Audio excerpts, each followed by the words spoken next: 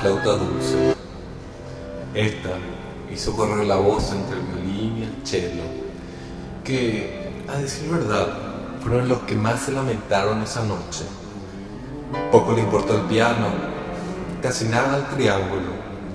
La viola, sin embargo, lloró como nunca esa noche.